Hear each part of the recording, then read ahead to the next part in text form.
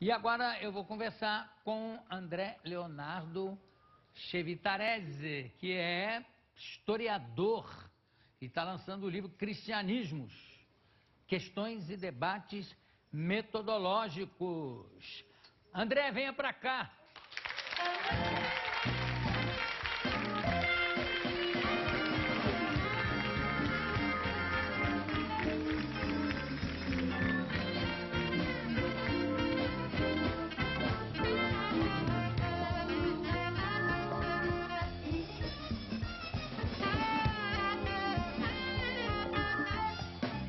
Raquel, sobrou um... Toma, Alex, entrega para a Raquel, tá? Você queria algum... Não, João, obrigado. Tá bom. O livro é Cristianismos, Questões e Debates Metodológicos, onde você trata bastante de intolerância religiosa. Como é que é? Como é que é a pesquisa? A ideia, João, consiste do seguinte, basicamente, experiências religiosas, na pesquisa que eu desenvolvo e oriento no doutorado, mestrado, experiências religiosas são sempre plurais, mesmo quando a gente observa do ponto de vista confessional. Então, pensa cristianismos. Então, há católicos, há batistas, há metodistas, enfim, há uma série de crentes ou fiéis, exatamente. Então, dentro dessa percepção que hoje se coloca, cada campo desse, o católico, o anglicano, o metodista, o assembleano, cada um deles toma para si a ideia, o pressuposto, de que eles detêm a verdade acerca do seu fundador, Jesus. Sabem dizer exatamente quem ele era, a partir de uma série de percepções que eles fazem do chamado Novo Testamento. Né? Do Evangelho, dos quatro evangelhos. Exatamente, também do material de Paulo, etc. e tal. Então, a pesquisa histórica que eu tenho dirigido nesses últimos 10 anos tem mostrado, não é, que aquilo que parece ser, não é, uma exatidão do ponto de vista da fé, não é, quando você analisa com um certo cuidado e com certo rigor acadêmico, você observa que essas experiências são muito mais plurais do que os religiosos gostariam que fosse. Portanto, desde o início, quando se começou a registrar informações sobre Jesus, né, essas informações já apareceram multifacetadas, como se fosse um grande mosaico. Então, saber qual é a verdadeira face de Jesus, saber exatamente o que é que ele de fato falou, é uma das coisas mais difíceis que se tem do ponto de vista histórico, do ponto de vista arqueológico. Portanto, esse livro, ele chama para essa reflexão. Cristianismos, judaísmos, islamismos, budismos, toda a percepção religiosa deve ser entendida no plural. Talvez, se nas origens a gente tem esse entendimento, para um contexto contemporâneo, não é? Se esse entendimento for aplicado, com certeza, as relações entre indivíduos, as relações entre diferentes, se tornam muito melhores. Agora, tem uma coisa curiosa, porque, por exemplo, quando nasce Jesus, independente da data ser essa ou ter sido 3 anos antes, ou enfim, independente, nasceu. Mesmo na Judéia, mesmo a própria religião judaica era também dividida em várias facções, né? Quer dizer, e quem mandava realmente, o negócio do domínio romano era muito relativo, porque os romanos queriam só que aquilo fosse tranquilo para a passagem para o Egito, onde estava a grana, onde estava o dinheiro, Síria e Egito. Com certeza. Então, quem realmente mandava não era nem o rei, o Herodes, que era um grande guerreiro, mas quem mandava mesmo eram os sacerdotes, né? Quer dizer, e também os sacerdotes, fariseu ou não, aí tem saduceu, quer dizer, mesmo antes do Cristo, já existem várias tendências no judaísmo, né? Exato. Exatamente. Como respeitar as leis de Moisés, enfim, aliás, eu estava lendo um livro sobre Jesus histórico, e que na primeira parte fala exatamente sobre isso, que tinha maneiras de driblar certas leis. Então, respeitar o sábado, ninguém pode fazer nada no sábado. Mas aí o grande rabino dessa época disse, não, mas se é no mesmo bairro e vocês saem de uma casa para ir para outra, que era para poder fazer aqueles banquetes de celebração. Aí já não é, aí tudo bem. Já outras seitas achavam aquilo um absurdo. Quando começa a surgir o cristianismo, também começam a haver várias interpretações sobre isso, né? Exatamente. Então, a experiência cristã, ela deve ser, num primeiro momento, entendida como um movimento judaico. Então, pensar Jesus dentro do judaísmo. Um judeu que pratica a lei de Moisés, que vai ao templo, que celebra as diferentes festas judaicas. Esse é um passo que é importante da gente compreender hoje, porque isso já custou muitas vidas num processo histórico. Mais recentemente, se toma o Holocausto, não é? Para um contexto europeu, Jesus não era judeu. Jesus tinha nascido cristão, vivido como cristão e morrido como cristão por obra e graça dos judeus. Mas então, isso, há uma necessidade... numa opinião ariana e nazista, né? Exatamente, mas uma opinião ariana e nazista que ganhou contornos muito fortes e bem delineados aqui no Brasil. O segundo maior partido nazista do mundo era brasileiro. Era brasileiro. Portanto, num contexto brasileiro, né, falar que Jesus era judeu era alguma coisa escandalosa, horrorosa. Portanto, a pesquisa histórica, ela hoje tem quase como um dever de casa frisar que Jesus era judeu. Nasceu judeu, viveu judeu e conheceu a morte de um judeu, morte de cruz. Agora, os desdobramentos... De um judeu ou de um romano, né? Os romanos também morriam crucificados. Bem menos. Escravos. Né? Exatamente. Escravos. Exatamente.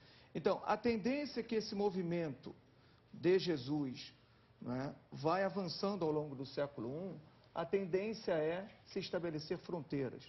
Fronteiras entre nós e eles. Nós, seguidores de Jesus, e eles, os judeus. Até que um dado momento, as coisas se separam de forma a nunca mais se reencontrar. Tem uma coisa curiosa, eu não me lembro quem é, mas enfim, um bispo francês que começa a receber vários judeus, a dar asilo a vários judeus. E tem um judeu que diz para ele, mas como é que o senhor faz isso? Ele diz, porque a minha religião começou com 3 judeus. E aí ele aponta um quadro que tem na parede, que é um quadro pintado de Jesus, Maria e José, na ida para o Egito, né? E, de repente, é um momento que tende-se a se esquecer disso, né? Quer dizer, Tende. Né? Infelizmente.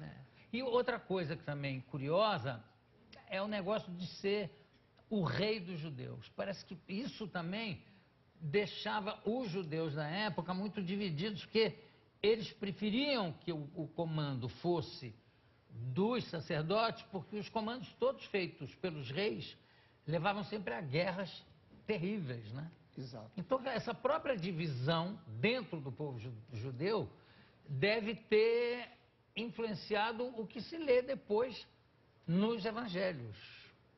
Eu acho que quando se produz o evangelho, ou quando se produzem os evangelhos, nós já estamos na 3ª geração após Jesus. Pois eu ia perguntar isso para você, sem querer, chega mais juntinho, pois não. Sem querer te interromper e já interrompendo. Tem 2 dos apóstolos, enfim, 2 dos evangelistas que conviveram com Jesus. Um é Mateus, que era quase que um repórter, né, histórico do que conta, e João. No entanto, nenhum deles escreveu naquela época. Mateus é, se eu não me engano, 50 ou 60, não, 30 anos depois. João talvez tenha escrito na época. Mas Marcos e Lucas, e o próprio que conviveu com ele, né, o próprio Mateus, só escreve muito depois. Por que isso? Todos os textos são anônimos, todos. Né? As autorias desses textos, Marcos, Mateus, Lucas, João, elas só serão dadas no final do século II. Portanto, aquele texto que a gente diz é o texto de Mateus ou o texto de João, na verdade, nós não temos os autores. Não é? Todos eles são anônimos. Então, a tradição, na hora de se trabalhar e de se pensar que textos trariam uma maior verdade sobre Jesus, quais textos não seriam tão verdadeiros, na hora de classificar os diferentes tipos de evangelhos, nomeou 4 desses textos como sendo atribuições de 2 discípulos de Jesus e outros, Lucas e Marcos, como discípulos de Jesus. Então, é um discurso de autoridade que se instaura na nomeação desses evangelhos. Portanto, eles são anônimos. E Paulo, que aí escreve, acho que 60 ou 70 anos Não, Paulo... depois, Não. Quando é que Paulo começa a carta, as cartas, O etc? nosso Novo Testamento deveria começar, do ponto de vista cronológico, a partir de Paulo. Ele é o autor que produziu o documento mais antigo que nós temos, que é 1 Tessalonicenses. É um documento datado, e bem datado, entre o ano 48 e 50.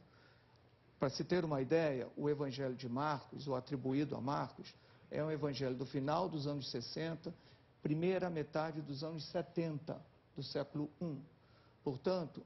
Os textos de Paulo são anteriores. São anteriores. Então, esse autor, Paulo, né, ele não conheceu Jesus, mas ele cita em diferentes momentos pessoas, discípulos que conheceram Jesus. Então, essas falas têm um sentido e um significado extremamente importante. Por quê? Porque nós podemos, e eu acho que hoje a pesquisa histórica, ela pode chegar e já começar a projetar e ver a sombra de Jesus. Nós ainda não chegamos na figura de Jesus, mas sabemos que de fato ele existiu, sabemos que optou por andar pelos espaços rurais, pequenas vilas, e quando resolveu ir à cidade, foi para morrer. Agora é engraçado porque, primeiro o seguinte, que a igreja é muito mais paulínea do que de Pedro. Né? Quer dizer, Jesus funda a igreja... Aliás, eu acho que Jesus tinha um senso de humor fantástico, porque ele usa um trocadilho para chamar o Simão de pedra. Pedro, tu és pedra. Segundo, que ele botava apelido nos discípulos que ele gostava mais. Os irmãos Trovoada, né? Filhos do trovão, né? E apesar de todo o ensinamento, todo o ensinamento dele, de Jesus, o que aparece, a igreja puxou muito mais para uma severidade de São Paulo do que, na realidade, para aqueles homens que até ele escolhia os pescadores que eram mais fortes para protegê-lo, porque, além de discípulos, eles funcionavam um pouco como segurança, porque cada vez Jesus falava, queriam jogar pedra nele, pega ele, tasca. E os discípulos seguravam essa barra, né? Por que de repente, a igreja ficou tão em cima de São Paulo? Pelo fato dele ser exatamente o primeiro a ter codificado a maneira dele? Eu veria um pouco diferente. Eu diria que a experiência de seriedade, a instauração do sério no contexto ocidental se deve muito mais no momento em que a igreja, ali no século IV, olha o riso como sendo algo demoníaco. Então, se faz um levantamento, né, os bispos vão fazer um levantamento no material do Antigo e do Novo Testamentos, né, da Bíblia judaica e da Bíblia cristã, e eles vão verificar que o riso sempre estava associado a algo demoníaco, a algo que não provinha... Exatamente. Esse era o levantamento que eles fizeram. Então, como decorrência disso, imediatamente, do ponto de vista do teatro, as comédias se encerram. Você já não tem mais comédias. Elas só vão reaparecer, né, mais tardiamente, ali por volta do século XIV, principalmente século XV, com as escolas bufônicas, que reaparecem, né, de forma mais acentuada. Mas Até hoje, por exemplo, a Divina Comédia do Dante, nós lemos de forma muito séria. Nós sequer respeitamos o título que o autor deu, comédia. Não é? Ao contrário, nós lemos dentro de uma seriedade, atribuindo aqueles padrões inferno, paraíso e céu, como se fossem coisas muito sérias. Então, esse longo processo do século IV até hoje, não é? Nos colocou, de alguma forma, como pessoas sérias. Talvez o sacrifício da cruz, a ideia de Jesus estar pregado e morrer na cruz, instaurou um sério. Mas é engraçado porque ele não... Jesus, quer dizer, o que consta dos evangelhos, pelo menos, em nenhum momento fala que ele era sisudo. E eu também só falava quando estava comendo, de alguma forma, né? Estava em banquete, estava ceando em casa de fulano, banquete, faltou pão, ele providenciava, faltou peixe, ele mandava vir. Quer dizer, ele comia, não era naquelas religiões. Quer dizer, no início tem o negócio do jejum dele, tudo bem. Mas quando ele começa a pregar, é sempre em momentos que ele está compartilhando, claro, né, com as pessoas. E também não tem nenhuma descrição física de Jesus da época. Por que Jesus é feito primeiro sem barba e depois com aquela barba? E depois foi se ocidentalizando, né, de olho azul e louro. Ele vai ganhando o primeiro Jesus aparece imberbe, sem barba, mas aí é mais em comparação como um modelo de imagem de Apolo. Posteriormente ele vai ganhar barba, porque há uma competição entre duas divindades extremamente importantes, do ponto de vista da cura. Asclépio de um lado e Jesus do outro. Então há uma rivalidade. Qual desses deuses, afinal, curam mais? Então, do ponto de vista pedagógico, desde o final do século II, início do terceiro século, Jesus ganha barba. Por quê? Porque a rivalidade agora é com Asclépio, com os templos de Asclépio ao redor de toda a bacia mediterrânea, que é um deus que realizava e operava muitos e muitos milagres, isso é, muitas curas. Portanto, é a rivalidade. E eu acho que no caso do olho azul ou de um fenótipo mais eurocentrado, eurocêntrico, aí é o cinema. Em grande parte, nós vamos receber muito isso do cinema. Isso é, quais são os modelos que os diretores da década de 10, da década de 20, ainda no cinema mudo, vão lançar mão para pensar Jesus? Dois grandes modelos. O primeiro deles, os quadros, a partir do Renascimento. Nós temos ali século XV, XVI, XVII, um Jesus sempre pintado, muito próximo a um contexto europeu. E segundo, as paixões de Cristo. Por exemplo, talvez a mais antiga, que ainda está em uso, que é desde 1634, que é Oberammergau, né? A Paixão de Cristo de Oberammergau. Então, esse Jesus, também nas Paixões de Cristo, sempre se apresentou como sendo louro, de olho claro. Então, o cinema vai simplesmente trabalhar ou reproduzir essa imagem.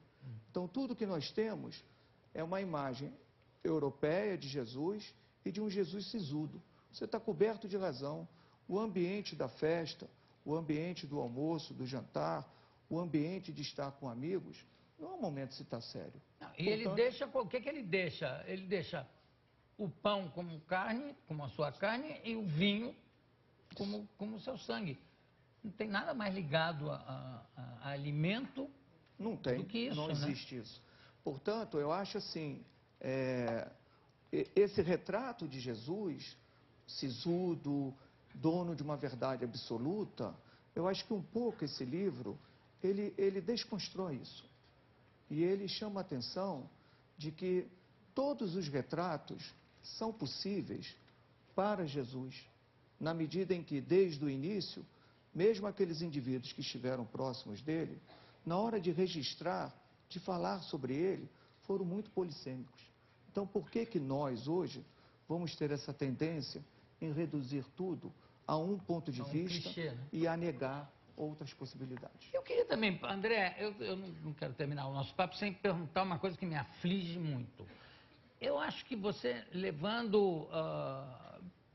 não precisa interpretar, lendo o que está nos evangelhos, num certo momento, quando ele fala, depois que ele aparece para os discípulos, depois de morto, que ele diz o seguinte: bom, vocês vão agora sair por aí contando a minha história, falando, pregando a minha ideia, que é de amor. E vocês vão, cada um vai para um lado, cada um vai para um país. E aí eles perguntam: sim, mas como é que a gente vai falar com esses povos todos? Não se preocupem, que na hora que vocês chegarem, vocês vão ser iluminados pelo Espírito Santo e cada um vai saber falar na língua das pessoas com quem vocês estão falando.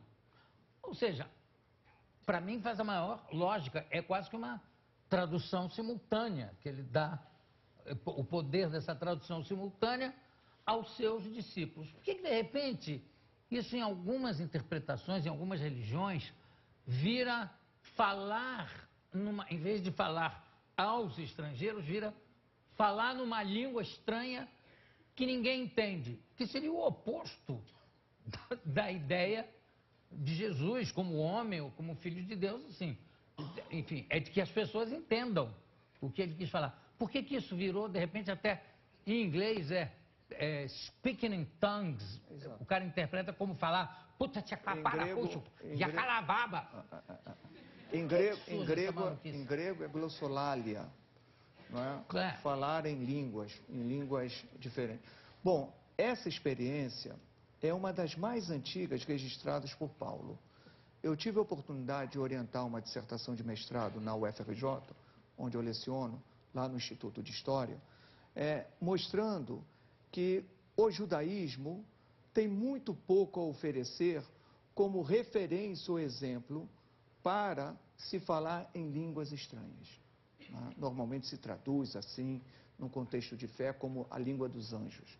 Mas que seria línguas estrangeiras, mais do que exatamente. Essa experiência, essa minha orientanda, Aline, ela pôde mostrar que veio, né, de Corinto, que é exatamente onde Paulo usa pela primeira vez essa palavra. Certamente, convertidos do campo politeísta para o cristianismo, para a igreja de Paulo, trouxeram essa experiência ou do culto de Apolo ou do culto de Dioniso, onde, em êxtase, né, as pessoas falavam em línguas. E se você me permite, curioso também é o fato de hoje, por exemplo, em todos os terreiros desse país, as pessoas também falam em línguas, né?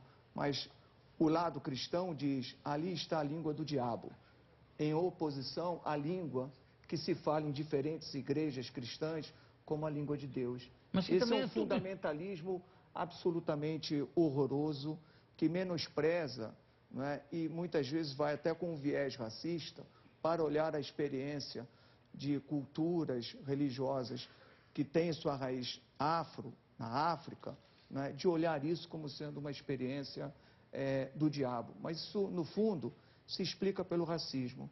Então, eu acho que, no fundo, o que se deve lutar é pela superação, não da tolerância ou intolerância, mas para se ter respeito. Essa é a questão-chave entre os indivíduos, né, João? Muito obrigado. Olha aí. Obrigado. Eu conversei aqui com o André Leonardo Cheritarese, que está lançando Cristianismos, Questões e Debates Metodológicos. Foi um prazer conversar com você. Muito obrigado. Igualmente, João. Daqui a pouco a gente volta. Obrigado.